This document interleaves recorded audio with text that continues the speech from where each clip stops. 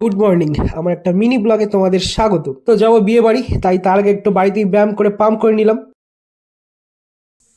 তো এবার আমি রেডি, পাকা চুল নিয়ে যাচ্ছি বান্ধবীর বিয়েতে। তারপরে লাটাগুড়ির থেকে বেরিয়ে পড়লাম আমি আর উৎসব। তা আমরা এখন আর যাচ্ছি জলপাইগুড়িতে বান্ধবীর বিয়েতে। তো গুগল ম্যাপ দেখে এবার পৌঁছে গেলাম বান্ধবীর বাড়িতে। একবারে সকাল থেকেই বিয়েতে থাকার ইচ্ছে ছিল, কিন্তু সেটা আর হলো না কাজের চাপে।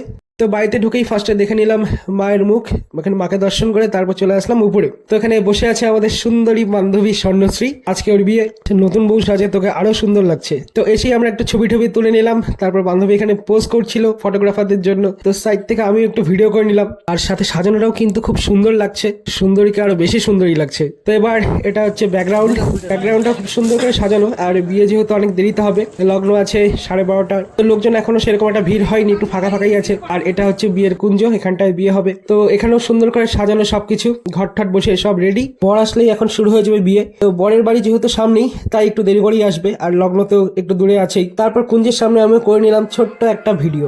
3:30টার সময় ঘুম থেকে উঠেছিলাম, তাই একটু ক্লান্ত ক্লান্ত লাগছিল। তারপর চলে আসলাম বাইরে, এবার স্ন্যাক্স কাউন্টারে। এখানে অনেক কিছুই ছিল, আমি খেয়েছিলাম ভেজ পকোড়া। এই আর এক বান্ধবী, ওর নাম রীতা। তো স্বর্ণ আর রীতার সাথে একসাথেই পরিচয়, এটা ওর হাজবেন্ড। তো অনেক বছর পর দেখা হলো, আমরা ছবি টবি তুললাম, গল্প করলাম, ভালোই লাগলো। তারপর চলে এসেছে এবার বর।